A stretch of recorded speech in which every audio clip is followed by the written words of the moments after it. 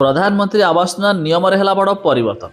एवं एमाने मध्य घर पाइबारु वंचित हेबे अर्थात बाद पड़े। एने केंद्र सरकार तरफ जारी है एक बड़ घोषणा 2025 रु केउ माने मध्य पाइबे नाही घर बा केउ माने मध्य घर पाइबे।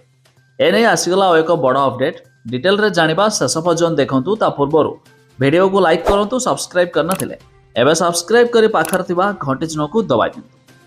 प्रधानमंत्री आवास योजना नहीं पंचायत राज मंत्री को बड़ बयान।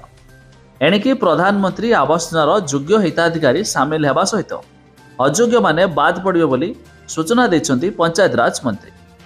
एथि सहित जो मानकर मासिक आय 10,500 टंकारु अधिक न थिबो सेमाने प्रधानमंत्री आवास योजना पाइबकु योग्य विवेचित हेबे बोली से मध्य सूचना दैछन्ती। एहा छडा देखंतु हिताधिकारी आधार कार्ड सह मोबाइल नंबर संयोग जरूरी। निजे आवेदनकारी विभाग आप रे आवेदन करेंगे। तेरे गरीब लोकों फिंगरप्रिंट रहिबो, आधार संयोग कराजिबो। बापा पुओ भिन्न होइथिले भी योग्य थिले घर मध्य अलग अलग मिल पारिबो। एहा छडा विकलांग और विधवा को घर दियाजिबो।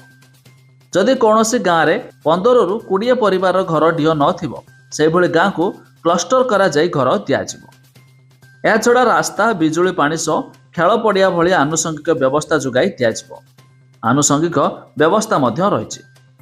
तेरे पूर्वर तालिका प्रस्तुत समय पातर अंतर जो अनेक हिताधिकारी बाद पड़ते हेले विगत दिन में जो योग्य हिताधिकारी मैंने योजनार लाभ पाइबार वंचित होती से योजनार लाभ मिल।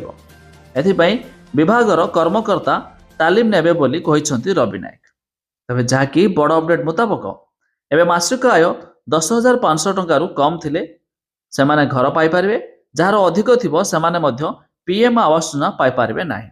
यह 2025 रु लागू होगा जाऊँगी नुआ नियम।